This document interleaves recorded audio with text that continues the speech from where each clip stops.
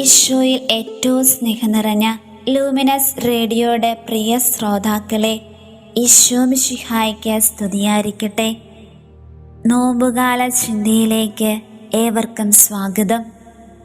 നോമ്പുകാലം ഒരു കല്ലേറു ദൂരെ ആയിരിക്കാൻ നമ്മെ ക്ഷണിക്കുന്ന പുണ്യദിനങ്ങളാണ്.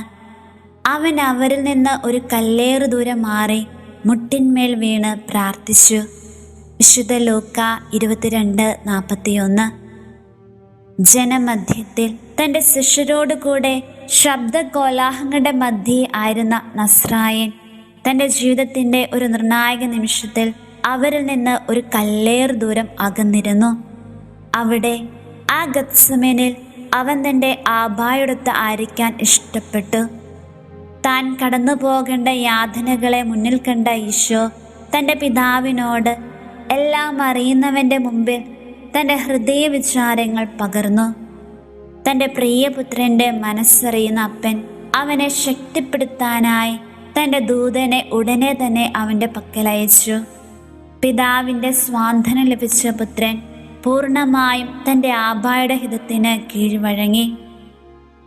പഴയ നിയമത്തിൽ ഉൽപ്പത്തി പുസ്തകം 32-ാം അധ്യായത്തിൽ തൻ്റെ പ്രിയപ്പെട്ടവരെയും താൻ അതുവരെ നേടിയ സമ്പാദ്യം മുഴുവനെയും പുഴയ്ക്ക് അക്കരെ അയച്ച് ഇക്കരെ തനിയെ ദൈവത്തിരുമുമ്പാകെ നിൽക്കുന്ന യാക്കോബിനെ നമുക്ക് കാണാൻ സാധിക്കും. പ്രിയപ്പെട്ടവരെ, ഈ നോമ്പുകാലം നമുക്കും ഒരു കല്ലേറ് ദൂരം ആയിരിക്കാൻ ശ്രമിക്കാം.